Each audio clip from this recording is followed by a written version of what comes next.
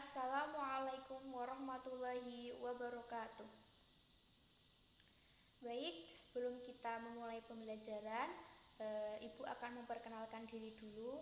Nama saya Ibu Silviana, biasa dipanggil Bu Silvi.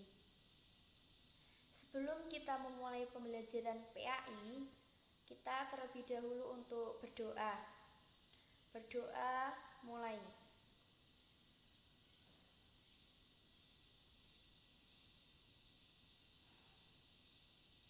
Berdoa selesai. Di sini Ibu akan menjelaskan mata pelajaran PAI, materi beriman kepada qadha dan qadar. Rukun iman yang keenam atau rukun iman yang terakhir adalah beriman kepada qadha dan qadar. Seperti contoh peristiwa Ahmad yang tidak jadi juara kaligrafi, maka itu adalah contoh suatu qadha dan qadar. Kita akan mempelajari apa itu qadha dan apa itu qadar.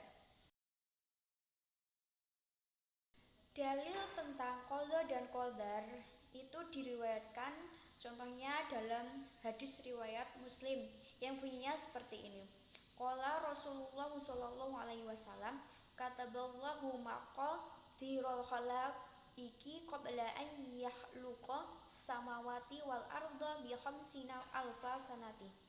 Yang artinya Rasulullah bersabda, Allah telah menetapkan takdir untuk setiap makhluk sejak 50.000 tahun sebelum penciptaan langit dan bumi ini. Hadis riwayat Muslim. Jadi Allah itu sudah menciptakan takdir itu sebelum alam semua seisinya itu ada. Sekarang kita akan mempelajari yang pertama tentang qadha. Qadha secara bahasa itu berarti ketetapan, ukuran, kemudian ketentuan, dan yang terakhir takaran atau sifat.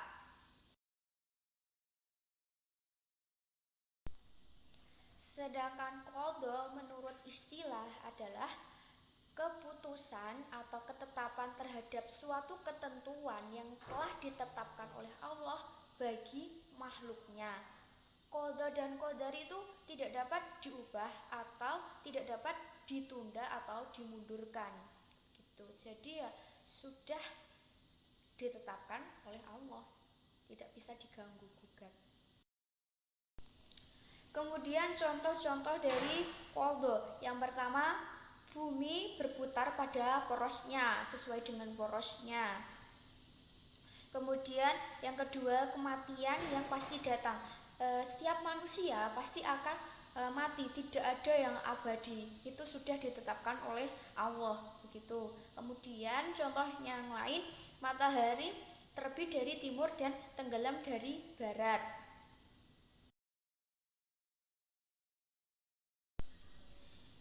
Kita bisa mengambil hikmah dari beriman kepada qadha.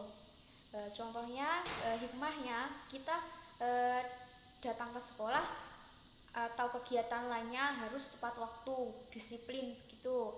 Kemudian memanfaatkan waktu untuk belajar dan hal-hal yang positif. Menerima berapapun uang jajan yang diberikan orang tua.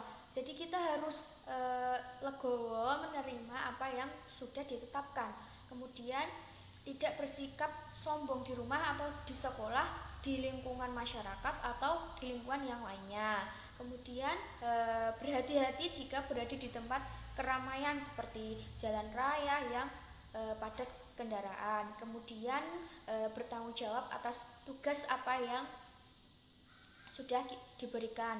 Kemudian kita harus bersikap santun dan rendah hati dalam bersikap dimanapun kita berada. Jadi hikmahnya itu kita dapat berhati-hati dalam melakukan apapun gitu. Kemudian yang kedua kita akan mempelajari tentang qadar. Qadar atau takdir. Secara bahasa, qadar adalah ketetapan atau keputusan yang telah terjadi. Sedangkan secara istilah, qadar adalah segala ketentuan Allah Subhanahu wa taala yang telah berlaku terhadap semua makhluknya. Namun, qadar dapat diubah dengan usaha manusia atau ikhtiar. Seperti kisah ikhtiar Maryam di atas yang gigih berlatih pidato, akhirnya membuahkan hasil menjadi juara pertama pidato dalam kegiatan lomba keterampilan agama Islam.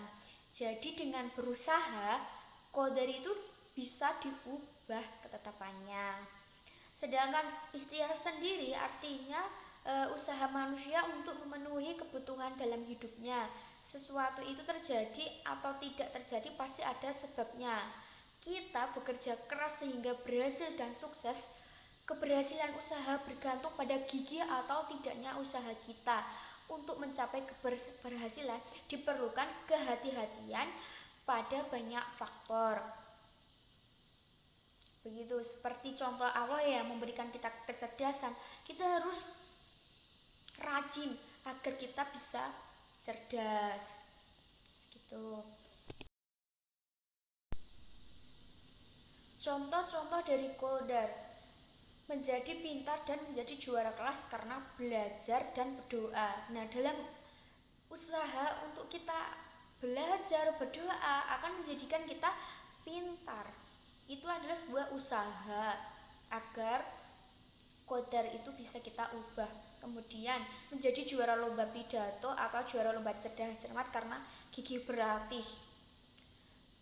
Kemudian menjadi anak yang disenangi dalam pergaulan karena ramah dan suka menyapa kepada siapa saja. Kemudian menjadi anak yang pandai membaca Al-Quran dan menjadi qori atau qori'ah terbaik di sekolah atau sampai ke tingkat provinsi. Karena apa? Karena usaha anak itu yang gigih. Jadi begitu ya anak-anak. Hikmah dari beriman kepada qadar itu kita dapat menyadari bahwa semua cita-cita yang diinginkan harus diusahakan. Kemudian memiliki rasa percaya diri dalam menghadapi tugas, misalnya seperti mengerjakan PR sendiri. Dan tidak hanya itu, kita harus merasa percaya diri dimanapun kita berada. Kemudian kita dapat giat dan disiplin dalam belajar, misalnya sebelum berangkat tidur harus belajar terlebih dahulu agar besok mengumpulkan tugas kita tidak telat begitu.